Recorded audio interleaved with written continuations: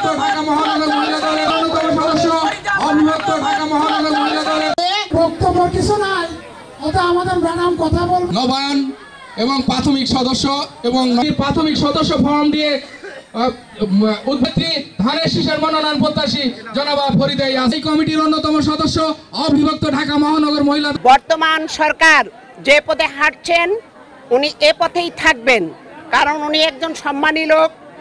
ওনাকে এদেশের মানুষ অনেক সম্মান করেন, শ্রদ্ধা করেন।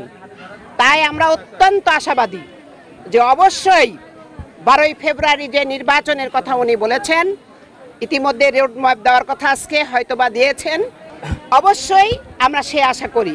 আর এর যদি কোনো ব্যতিক্রম হয় তাহলে আমি মনে করি দেশের পরিস্থিতি ভয়াবহ হবে এবং আস্তে আস্তে নৈরাজ্যের দিকে দেশ এগিয়ে যাবে। তখন উনিও নিজের সম্মান নিয়ে আমার মনে হয় না ফিরতে পারবে। তাই আমি মনে করি উনি অসম্ভব জ্ঞানী একজন মানুষ। তার এই উপদেষ্টা সহ সকল ব্যক্তিরাই যথেষ্ট জোর দিয়ে বলছেন তারা নির্বাচনের রাস্তায় হাঁটছেন এবং ফেব্রুয়ারিতে নির্বাচন হবে। অবশ্যই আমি তৃণমূলের নেতাদের কাছে আমার অঙ্গীকার থাকবে, আমি যদি এখানে আগামী দিনে মনোনয়ন নিয়ে আসি, আমি অবশ্যই আশা করি, প্রত্যাশায় আছি দল আমাকে মনোনীত করবেন।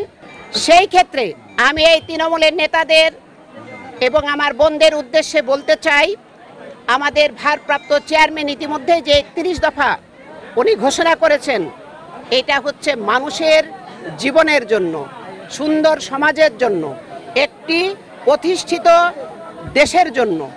তো সেই 31 দফার আলোকে আমি এই তৃণমূলের প্রতিটা ব্যক্তির খোঁজ খবর নিব এবং তাদের পাশে থাকব।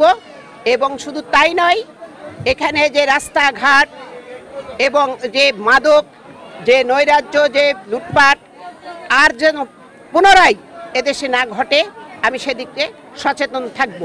ইতিমধ্যেই আমাদের ভারপ্রাপ্ত চেয়ারম্যান বলেছেন, আপনারা সাবধান থাকুন, ঘুঘুরা যে ঘুরঘুর করছে, এই ঘুঘুরা যেন আর কোনোভাবেই আমাদের এই দলে ঢুকে না পড়ে।